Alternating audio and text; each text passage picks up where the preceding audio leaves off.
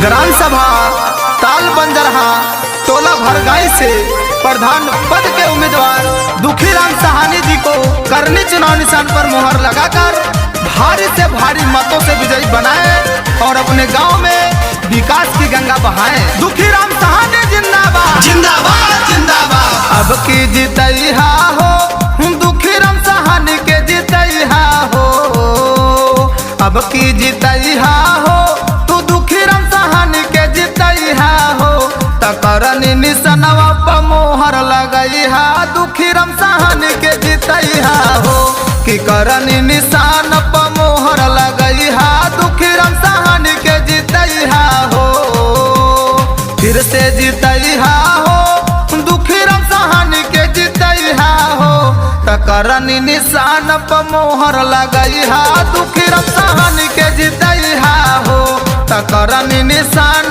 पर मोहर लगैहा दुखीराम साहनी के जीतैहा हो।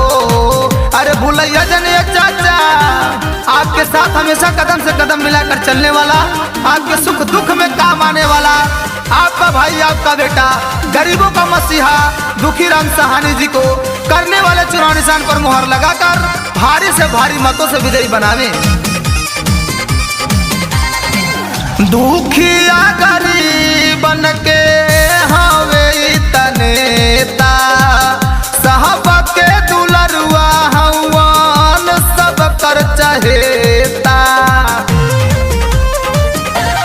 भैया हो दुखिया गरीबन के हवे तनेता, साहब के दुलरुआ हवे सब कर चहेता। बुथवा पजैहाना कचक के मोहर लगैहाना, बुथवा पजैहाना कचक के मोहर लगैहाना, तकरनी निशानवा पर मोहर लगैहा दुखीराम साहनी के जीतैहाना, तकरनी निशान पर मोहर लगैहा दुखीराम साहनी के जीतैहाना।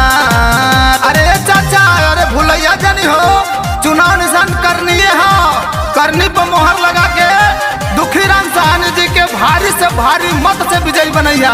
अरे भैया भूलैया जानी हो, जीतला के बाद काम करी है सबसे ज्यादा, साहब के विकास होई मन में बाइरादा।